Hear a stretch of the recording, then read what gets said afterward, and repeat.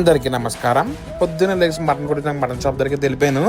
Mutton కిమాని mutton boneless అయితే చాలా orders ఉన్నాయన్నమాట. చికెన్ దొరకపోవడం వల్ల మటన్ రేట్లు అయితే చాలా పెంచేసారు. అసలు మటనే దొరకట్లేదు. నెక్స్ట్ లోపల వెళ్ళిపోయాను.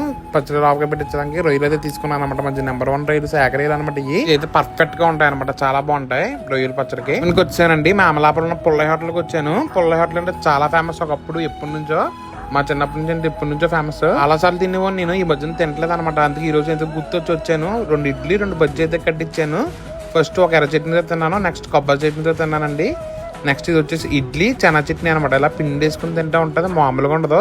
నాకు ఎంత ఇష్టమో. ఒకప్పుడు చాలా సార్లు తినేవాడిని రెగ్యులర్ గా దగ్గర. శనగ చట్నీ అనమాట. నిజంగా మ్యాట్ ఇంకా అస్సలు. నెక్స్ట్ అయితే ఒక పూరి అయితే తిన్నాను. ఇక్కడైతే ఒకప్పుడు ఆనియన్స్ అవి వేసి చేసేవారు. ఇప్పుడు అలా అనిపించలేదు నాకు. నెక్స్ట్ ఒక సోడా అయితే తాగేసి నా వర్క్ అయితే ఫినిష్ చేసుకుంటున్నాను. ఈరోజు ఏం ఆర్డర్స్ ఉన్నాయి అన్ని.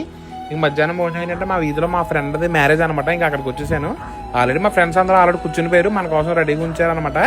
ఫస్ట్ ఫ్రైడ్ రైస్ తింటున్నానండి. నెక్స్ట్ బిర్యానీ తిన్నాను. చేశారు కానీ ఇది ఏదో గోంగూర చిన్న ఉల్లిపాయని అయితే కుక్ చేశారు. చాలా బాగుంటుంది అన్నారని చెప్పి వేసుకున్నాను. బాగుంది జీడిపప్పులతో వేయని.